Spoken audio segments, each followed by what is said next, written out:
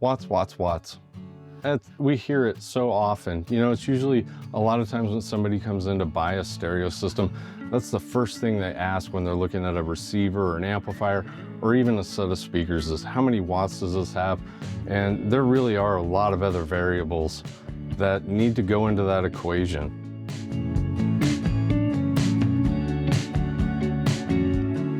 Even having that conversation with somebody is pretty difficult because you really need to understand a lot about electronics to understand how watts affects everything else. And as a general rule of thumb, I usually tell people 50 watts per channel really opens up your possibilities to a lot of different speakers. However, there are some other things you want to think about. We've had some real case scenarios where, 50 watts was actually too much. And a lot of that comes down to something we never talk about, and that is the taper of your volume pot.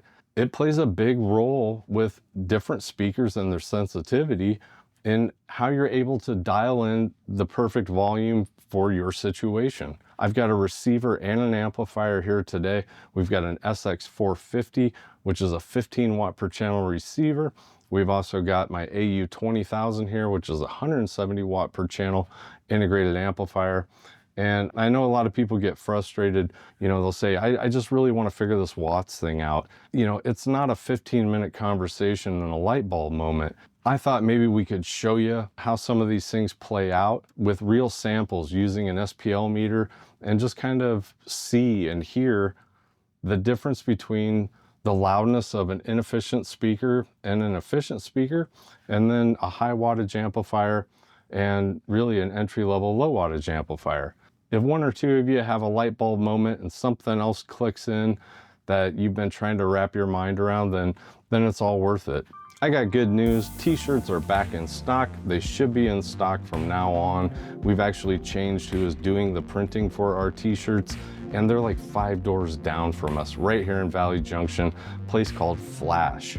These T-shirts are printed by hand, the old school way. They're gonna outlast most likely the fabric. I've got T-shirts that I've been wearing for 5 years that have holes in them, and the ink is still nice, bold, and legible. Head over to skylabsaudio.com, grab yourself a shirt, help support the channel. Really appreciate it. Thanks.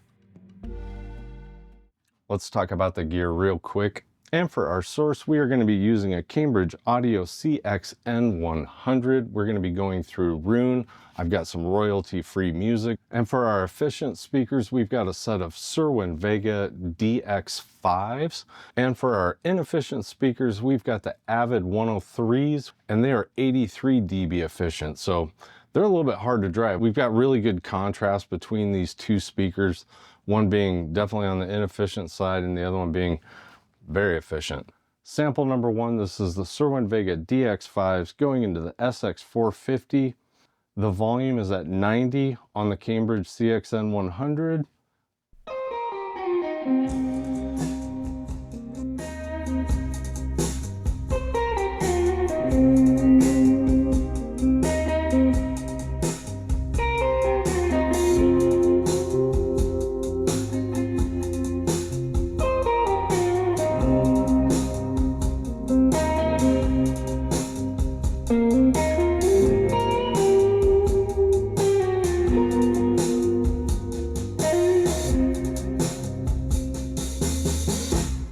And now I'm going to switch it over to the Avid 103s. I'm not going to touch the volume. We are almost perfectly at 9 o'clock on the volume. I'm not going to touch it.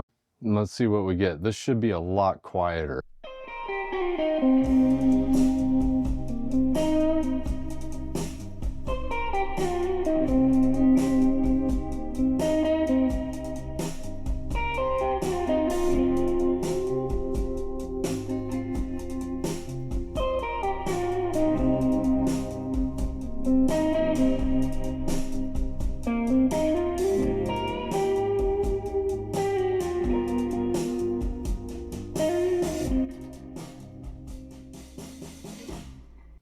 And that's a pretty considerable difference. I mean, it's at least 7-8 dB difference with just the speakers. And having 15 watts with the Cerwin-Vega DX5s, it would be plenty loud enough for most people. I am definitely guilty of getting over 90 decibels when I really want to get after it, let's say, but for most people, that's pretty loud. So in this case, you know, this 15 watt per channel amplifier would be just fine. Okay, so I've got the AU20000 hooked up to the Sirwin Vegas, and I've got the volume door, the SPL meters hitting right around 88 dB, same as the SX450 was. Let's give it a play, we'll give it a listen, and then we'll switch over to the 103s. And there's something I really want to show you as soon as we get done with listening to these.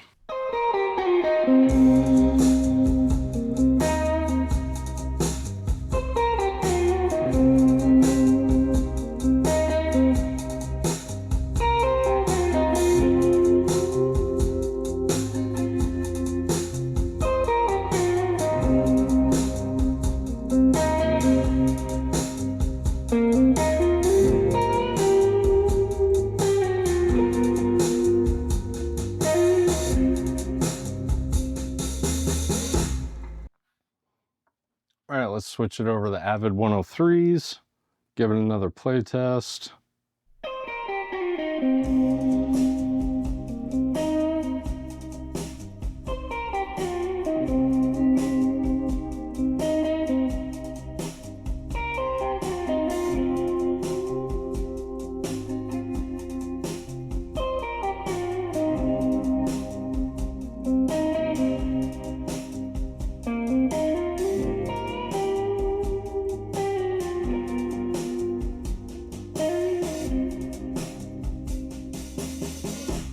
This is definitely one of the reasons why I wanted to use the AU20000, and that there are different tapers on volume pots. Some are really aggressive in the beginning parts of the volume control, and others are what I call audiophile tapers. You really kind of have to bring up the volume quite a bit before it starts getting what we would want to think is loud. It throws some people off. We've had several people bring in their 2270s saying, I'm almost halfway up on my 2270 and it's still not as loud as my little receiver. That's the way they designed it.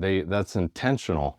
And with a lot of the smaller amplifiers and receivers, a lot of times they make them aggressive to where it gets loud quicker in the sweep of the volume. This all goes back to this one goes to 11, the spinal tap. This one goes to 11. It's one louder. It's one louder. It's all relative. It depends on the taper of the volume. How much resistance is at the beginning portion of the volume sweep. Looking at this AU20000, look at where the volume is. On the SX450, you know, we were at the 9 o'clock position and we were getting the same decibels essentially.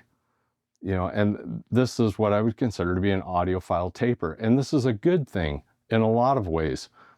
One being that you're really able to dial in your volume. This says 170 watts per channel. You don't want all the volume in the beginning of the sweep. So this bothers some people though, just putting it out there. A lot of people think that it's not as powerful as it should be.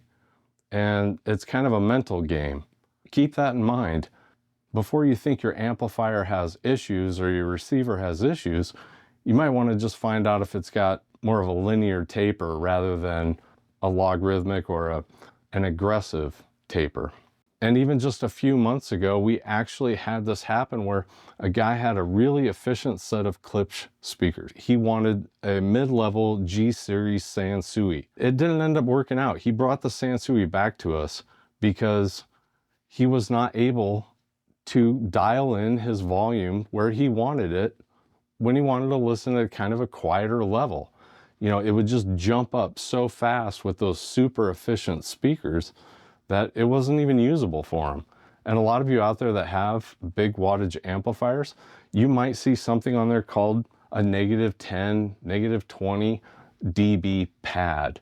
That's exactly what that's for. The Sansui AU20000 has 3 options for you. You've got 0 dB, so it's not doing any attenuation at all.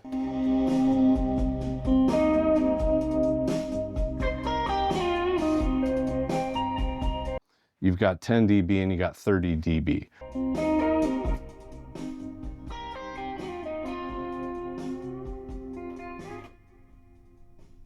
So if you were running these 170 watts into a really efficient set of speakers, more like a Klipsch, even, you know, 103 dB over the 96 we have here, you would probably want to be using that pad in order to be able to really fine tune your volume.